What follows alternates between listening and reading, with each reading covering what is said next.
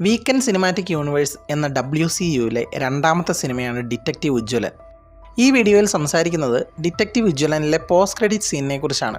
WCUവിലെ അടുത്ത സിനിമയായ ജാംബിയുടെ ഒരു ടീസറാണ് detective ഉജ്ജ്വലൻ്റെ post credit സീനായി കൊടുത്തിരിക്കുന്നത്. 90കളിൽ തന്നെ സെറ്റ് ചെയ്തിരിക്കുന്ന ഒരു സോംബി കഥയാണ് ജാംബി പറയുന്നത്. പോസ്റ്റ് ക്രെഡിറ്റ് സീനിൽ ഒരു ഗ്രഹണ രാത്രിയിൽ നാട്ടിന് പുറത്തെ ഒരു വെളിച്ചപ്പാട് സോംബിയായി മാറുന്നതായിട്ടാണ് കാണിച്ചിരിക്കുന്നത്.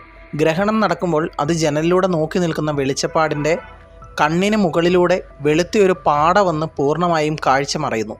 പിന്നീട് ദേഹമാസകലം മഞ്ഞളും കുങ്കുമവും വാരിത്തേച്ച് കയ്യിൽ വാളും പിടിച്ച് അരമണിയും കെട്ടി ഒരു കാലിൽ ചിലമ്പണിഞ്ഞ് രണ്ടാമത്തെ ചിലമ്പ് കയ്യിൽ പിടിച്ച് പൂജാമുറിയിൽ നിന്നും വിളക്കുകളെല്ലാം വാളുകൊണ്ട് വീശിക്കെടുത്തി പാഞ്ഞു പോകുന്ന വെളിച്ചപ്പാട്.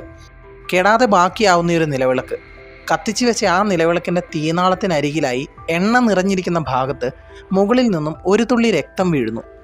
നോക്കുമ്പോൾ അവിടെ സോംബിയായി മാറിയിരിക്കുന്ന വെളിച്ചപ്പാടിൻ്റെ ഭീകരമായ മുഖം കാണുന്നു.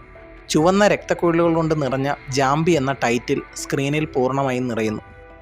ഒരു കാഴ്ചയിൽ വെറുമൊരു ടീസറെന്ന് തോന്നുമെങ്കിലും അതങ്ങനെയല്ല. എന്തുകൊണ്ട് 90കളിലെ സോംബി കഥയുടെ ടീസറിൽ വെളിച്ചപ്പാടിനെ സോംബിയായി ചിത്രീകരിച്ചു എന്നൊന്ന് ചിന്തിച്ചാൽ തന്നെ ഒരേ സമയം പ്രേക്ഷകനെയും എന്നാൽ കഥ നടക്കുന്ന പശ്ചാത്തലവും കാലഘട്ടവും സാമൂഹിക പ്രാധാന്യവുമെല്ലാം നമുക്ക് മനസ്സിലാക്കാൻ കഴിയും. വെളിച്ചപ്പാടുകൾ ദൈവഹിതം അല്ലെങ്കിൽ ദൈവത്തിൽ നിന്നുള്ള അറിയിപ്പുകൾ വെളിപാടുകളായി ലഭിക്കുന്നവരാണ്. ഈ വെളിപാടുകൾ ജനങ്ങളിലേക്ക് എത്തിക്കുക എന്നതാണ് വെളിച്ചപ്പാടുകളുടെ ഉദ്യമം. സോ ഇവിടെ ഒരു വെളിച്ചപ്പാട് സോംബിയായി മാറിയെന്ന് പ്രേക്ഷകന് മുൻപിലേക്ക് വെക്കുന്നതിലൂടെ ഒരു വെളിപാട് അറിയിക്കുക കൂടിയാണ്. സോംബി വരുന്നു എന്നുള്ള വെളിപാട്.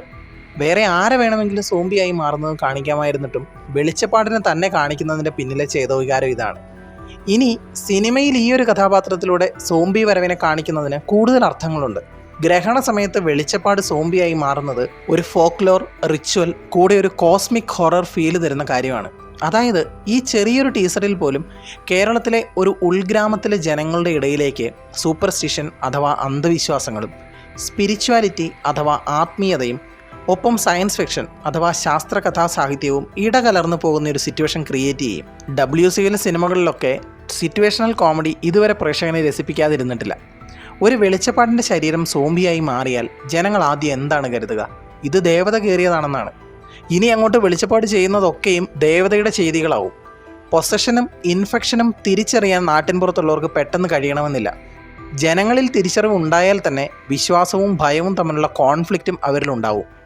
പരമ്പരാഗതമായി ഗ്രഹണം എന്നത് വളരെ മോശം സമയമാണ്, ആപത്ത് സംഭവിക്കുന്ന സമയമാണ്. അപ്പോഴാണ് ശാസ്ത്രം ഇത്രയധികം വളരാത്ത, ഇൻ്റർനെറ്റ് ഇല്ലാത്ത ഒരു നിഷ്കളങ്കമായ കാലഘട്ടത്തിൽ സോംബി വരുന്നത്. അതും ഒരു വെളിച്ചപ്പാടിലൂടെ. പ്രേക്ഷകനെ ചിരിപ്പിക്കാനും ഭയപ്പെടുത്താനും ജാംബിക്ക് ഒന്ന് മനസ്സ് വെച്ചാൽ എളുപ്പം സാധിക്കും. ഡിറ്റക്റ്റീവ് ഉജ്ജ്വലനിലെ പേളി മാണിയുടെ ക്യാരക്ടർ ജാംബിയിലെ പ്രധാന കഥാപാത്രങ്ങളിൽ ഒന്നാണെന്ന് കേട്ടിരുന്നു. സോ കാത്തിരുന്ന് കാണാം മലയാളത്തിലെ നല്ലൊരു സോംബി ചിത്രത്തിനായി. കൂടുതൽ സിനിമാ വിശേഷങ്ങളുമായി വീണ്ടും വരാം. Thanks for watching. Bye bye guys.